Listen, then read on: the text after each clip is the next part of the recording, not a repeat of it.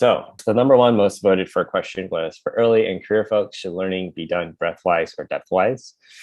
Which is a great question because it ultimately pertains to, I think, the most important skill that any person has, which is their ability to learn.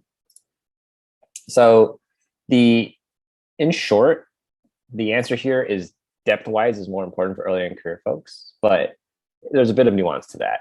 So there's, I think, two big states that you can have. The first state is you don't know what you want to work on and you haven't found something that you're legitimately passionate about yet. And then the second state is you have found something that you're passionate about yet. If you're like a junior engineer and you haven't found something that you're legitimately passionate about yet, like you've tried like web dev or machine learning and all these other things, and you know all these things are really not doing it for you. It hasn't really kind of triggered that spark. In this case, you actually want to go breadthwise. You essentially want to try as many things as you can so you can find that one thing that you legitimately enjoy. Like that one thing where you can actually be building stuff, you know, maybe working some side projects for it. And it doesn't feel like a chore.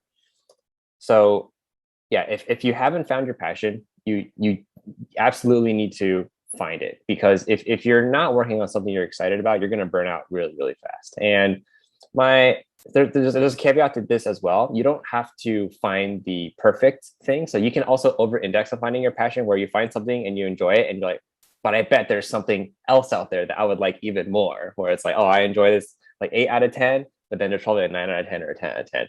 Don't do that. You're going to be wasting a lot of time, and that could take forever, because it's really like the perfect thing. Nothing is perfect, right? So finding the absolute perfect thing, that's more or less impossible. So I think if I were to put in numbers, if you find something where your enjoyment level is like 7 out of 10 or 10 out of 10, that's your you think you kind of stop doing breadthwise learning and then you focus on that thing. So you convert from breadthwise into depthwise once you find something you enjoy.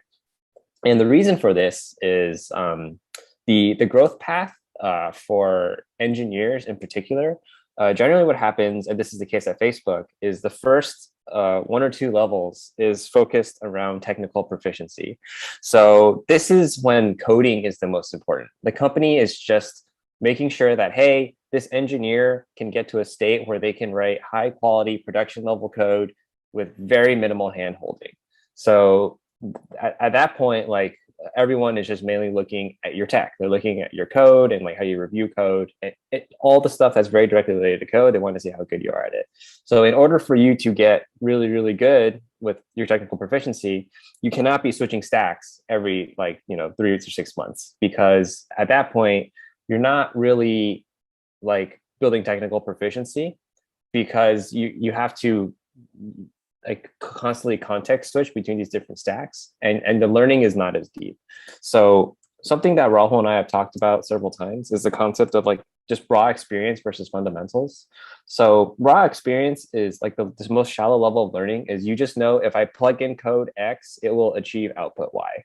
And you don't actually understand what's going on underneath. This is a very cheap form of learning, because anyone can do it by following any tutorial on YouTube or Udemy or whatever to like get something working with this stack. This type of learning is not very valuable to the company, and it's not very valuable to your growth plan, because anyone can do it. The true learning comes when you really go deep on something and you like really start understanding all the components and the abstractions and all this other stuff that is necessary for whatever stack you invested in to work. And these fundamentals are really valuable because, as the name suggests, the term fundamentals, these are applicable anywhere. So something I've said before is something that you eventually realize as a senior engineer is that all techs are actually kind of the same. Like, this sounds like an exaggeration, but it's really true. There's really like a handful of core concepts that really power like each and every stack and language. There's obviously like some difference, but that's more at like the surface or mid-level. Like, these deep concepts are universally applicable, which is why when you look at these incredibly senior engineers from top companies like Facebook, Google, Airbnb, etc., you will see that they will actually revert to the breadth style, where they can easily switch between stacks based on the needs of their org, and they can learn it like really quickly. Like I remember when I joined Portal, there was an iOS engineer who joined, and he came from Apple, so he was as iOS-y as they come. And at that point, I had 4 years of Android experience if you count side project, and he had 0. But within like 6 months, he was better than me at Android, even though he had never written a line of Android before coming to Facebook, and he was an iOS engineer before. And it's because he was a much more senior engineer than I was. He had much more experience.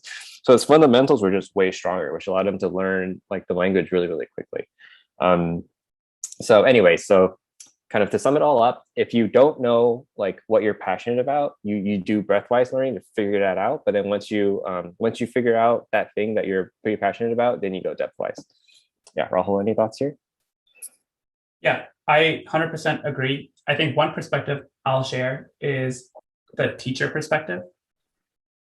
So when I do office hours, when I'm teaching the Android class, then I obviously will get questions from students around, hey, I'm stuck.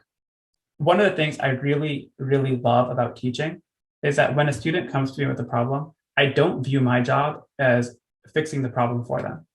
My job is actually to try and understand where are they in their learning journey, how much of an understanding they have about why they're stuck.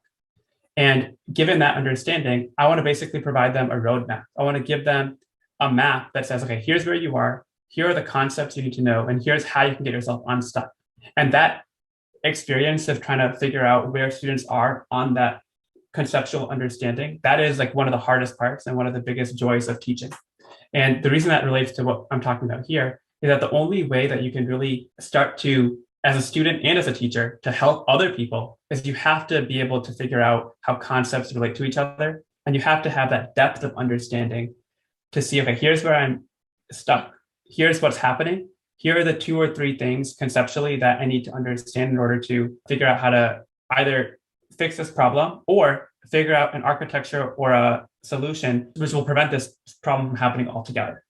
And so I really feel like, echoing what Alex is saying, if you're early on in your career, really focus on depth.